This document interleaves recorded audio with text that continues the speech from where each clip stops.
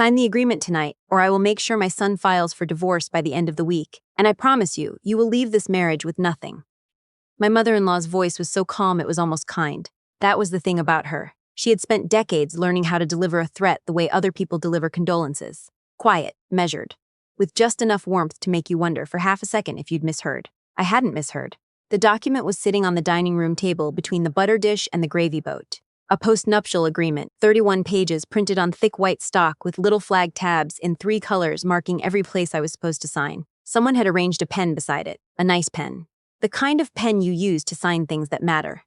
My husband, Adrian, was sitting directly across from me. He was doing the thing he always did when his family put him in an impossible position. He was studying the grain of the wood table as though it contained the answer to a question no one had asked him yet. He hadn't looked at me since we'd pulled into the driveway of his parents' house in Oakville 2 hours ago. His father sat at the head of the table. He had the posture of a man who had never once doubted himself. Not arrogance, exactly. Something quieter and more permanent than arrogance. Certainty. My father-in-law had built a regional commercial real estate portfolio over 40 years, and he wore that fact the way other men wear good watches. You weren't meant to miss it.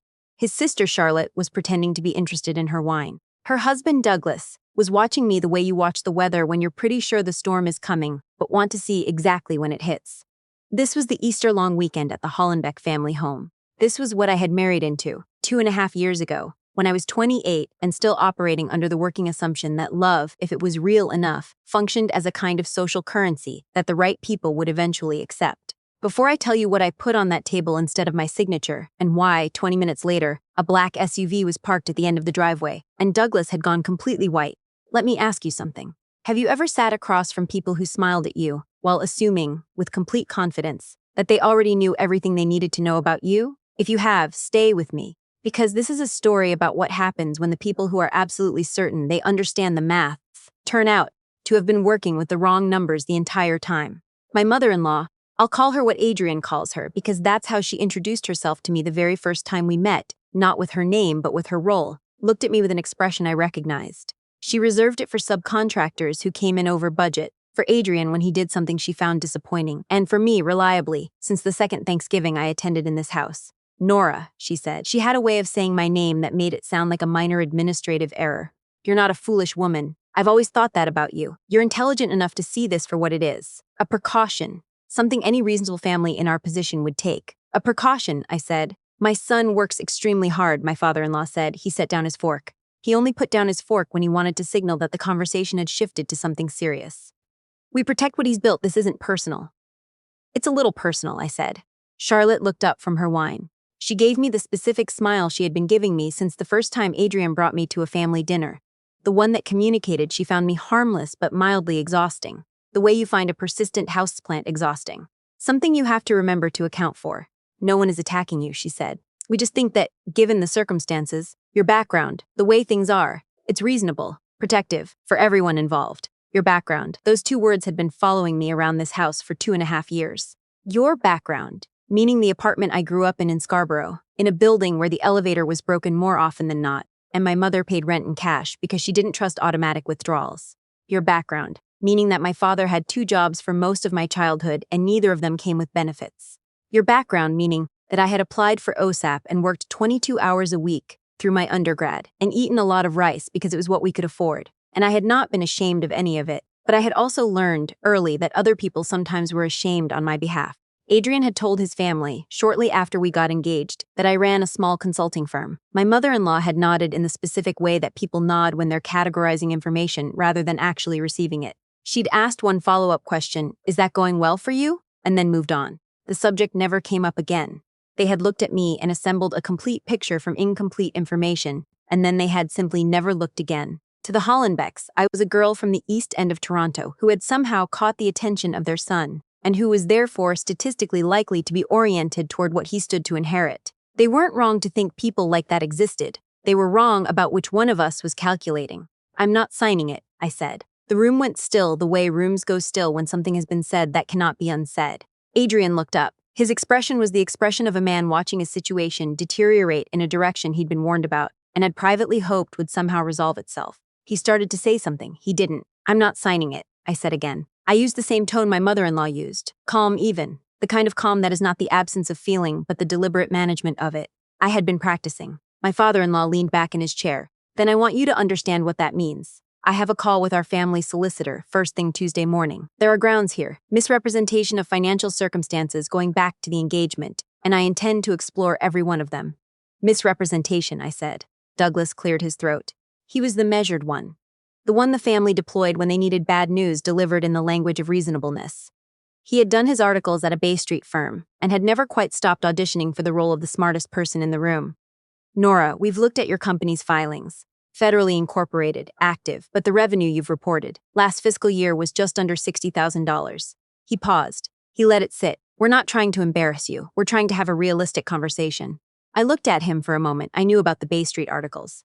I also knew that Douglas had been quietly moving money through a numbered company registered in Alberta, and that 3 of the investment decisions that company had made in the last 14 months were preceded, by an average of 9 days, by information that was not yet public. I knew this because the compliance officer who flagged the pattern worked for a firm that had, as of 7 weeks ago, become a subsidiary of a holding company that I controlled. I didn't say any of that yet. 60,000, I said. That's what the federal filing shows. Yes, Douglas said. The satisfaction in his voice was the satisfaction of a man who believes he is holding the conversation by its edges. Check your phones, I said. Search Calder Ridge Capital. Nobody moved. Please, I said.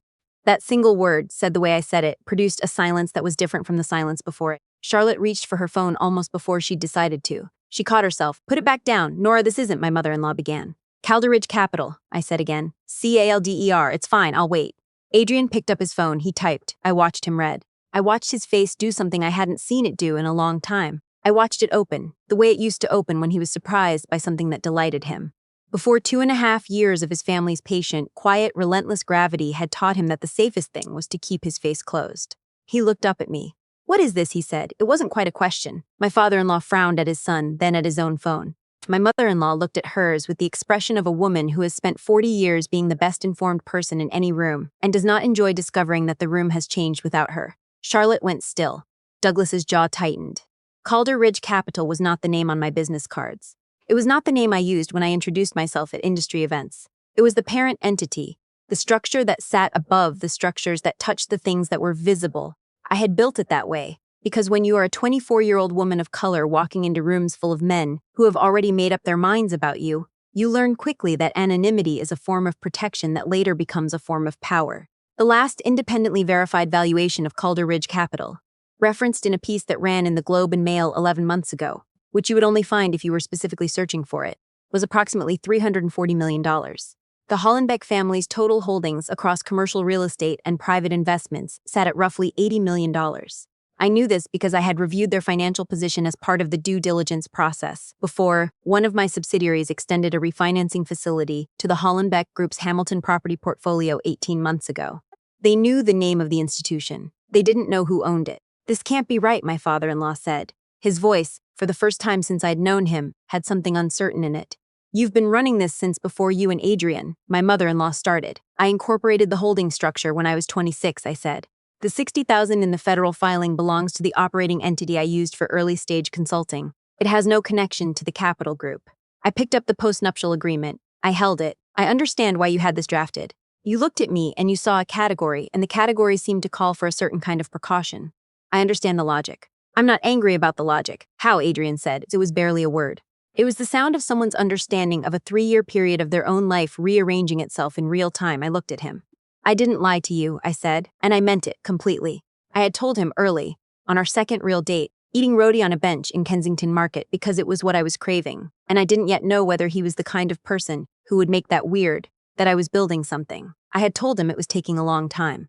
I had told him that the structure of it was complicated in ways that were hard to explain in a way that didn't sound like showing off, or like a defense. He had said, smiling, that he believed me. He had not asked to see the architecture of it, neither had his family. That was the thing about the Hollenbecks. They had assembled their picture of me on day one, and they had never once looked at it again to see whether it needed updating. You've been hiding it, Charlotte said. Her voice was strained that whole time. Why? To make a point? To embarrass us? I haven't been hiding anything, I said.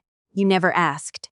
There was a silence that settled over the table like weather, and then, the way it sometimes does when the walls of a room start to feel familiar for the wrong reasons, my mind went somewhere else. I went back 2.5 years, to a dinner not unlike this one. The first dinner Adrian brought me to after we got engaged. His mother had made rack of lamb because she wanted to demonstrate, I think, that she was a person who made rack of lamb. Afterward, while Adrian was in the study with his father, she had found me looking at the photographs in the hallway. Generations of Hollenbecks in cottages and ski hills and black tie events, and she had said quietly, standing just behind my left shoulder, "I hope you know what you're taking on, not as a threat, as a statement of fact. This family has a way of becoming your whole world if you let it, and not everyone is suited to that." I had smiled and said something gracious. I had gone back to the dinner table. Later, sitting in the car while Adrian drove back to the city, I had thought about my mother, who had never once in my entire life made a single person feel like they weren't suited to something because of where they came from. I had thought about the 3 employees I had at the time, who were counting on me to keep making payroll, while I also tried to be a normal person in a relationship. I had thought about the feeling I had had at 23, at 2 in the morning, in the computer lab at Ryerson, running a financial model for the 14th time and being suddenly, completely certain that it was going to work, followed immediately by the fear that certainty was its own kind of arrogance. I had thought, they don't get to have this. Whatever else happens here, they do not get to have this thing I built. I came back to the table now. My mother-in-law was looking at me with an expression I hadn't seen on her face before. Not shock, she was too disciplined for visible shock. Something more precise than shock. Recalculation, well, she said finally. She folded her hands. This changes things. There's something else, I said. I reached into my bag. I put a folder on the table beside the postnuptial agreement. 14 months ago, the Hollenbeck Group refinanced the Hamilton portfolio. 3 commercial properties, total value approximately $11 million. The facility came through a company called Northgate Lending Partners. I looked at my father-in-law. Northgate was acquired by a Calder Ridge subsidiary 9 months ago, which means I currently hold the note on your refinancing. My father-in-law stood up. The movement was fast, the way fast movements are when they're reflexive rather than decided. Sit down, I said. I said it the way you say something that you have been waiting a long time to be in a position to say, and the unexpectedness of the tone made him pause long enough that he actually sat back down. The facility is in technical default, I said. The Q1 payment was missed by 18 days. Not by much, but missed. I opened the folder. I slid a single document across the table. I'm not calling it. I want to be absolutely clear. I have no interest in your properties and no intention of destabilizing the portfolio. What I want is for everyone at this table to be working with accurate information. Since we're apparently doing due diligence tonight. I turned to Douglas. The numbered Alberta company, I said. The trades it made between January and March of last year, specifically the positions in Viridian Biotech ahead of their TSX announcement on March 4th. The information that preceded those positions came from a contact at Whitmore Advisory Group. I paused. Whitmore was brought under the Calder Ridge compliance umbrella 7 weeks ago. Their internal communications are now subject to our review. I looked at him steadily. I filed a voluntary disclosure with the OSC 6 days ago. They were reasonable about the timing. They asked me to be available when they made initial contact with the relevant parties. I looked at my watch. That contact is scheduled for tomorrow morning, but I wanted to give you the weekend. Charlotte put her wine glass down. Douglas opened his mouth. Nothing came out. I want to be clear, I said to the whole table, that I did not engineer this evening. I did not arrange for this to happen at Easter dinner. You asked us to come. You put that document next to the gravy boat. You chose tonight, and you chose this setting, and you chose to have this conversation in front of your daughter and her husband, which was your decision to make. I closed the folder. I came prepared because that is how I have always operated. It's part of why the company is worth what it's worth. My mother-in-law looked at me for a long time. I could see her deciding very deliberately how to hold herself. She chose well. She always chose well. I had never admired her, exactly, but I had respected the consistency.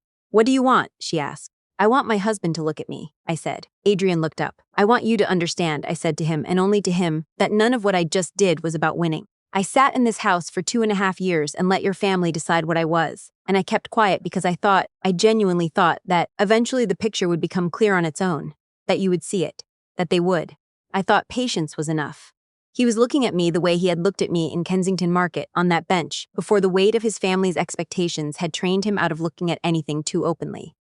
That document they put in front of me tonight, I said. Did you know about it? He looked down at the table. Adrian. They told me it was standard, he said quietly. They said it was just to protect everyone, that it was something they did. They don't do it, I said. They did it for me. He didn't answer. Did you think I should sign it? A long pause. I don't know what I thought. No, I said. That's accurate. Outside I could hear gravel, a vehicle pulling up the long driveway. My mother-in-law turned toward the window.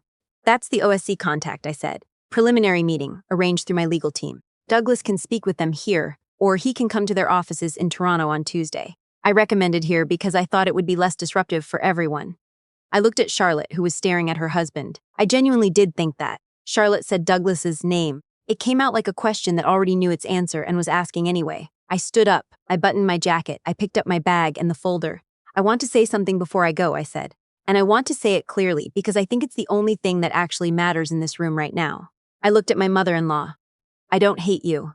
I haven't spent 2.5 years secretly hating you while I waited for this moment. That would have required a lot of energy I was using for other things. What I felt, if I'm being precise, is tired. Tired of sitting at this table and being a category. Tired of watching my husband become less sure of himself every time we left this house. Tired of being someone's low-probability outcome. She held my gaze. She was good at holding gazes. I had always known she was. You have a son who is, underneath all of this, a genuinely kind person. You know that. You're the ones who made him that way, and that's not nothing. But you've also spent 3 years teaching him that the correct response to uncertainty is to defer to you. And that's had a cost. Not to me, I can handle the cost. To him. I looked at Adrian. I'll be at the hotel near the QEW. The one we stayed at for your cousin's wedding, the time we got snowed in and ate bad room service, and you said it was the best night you'd had in a year. I paused.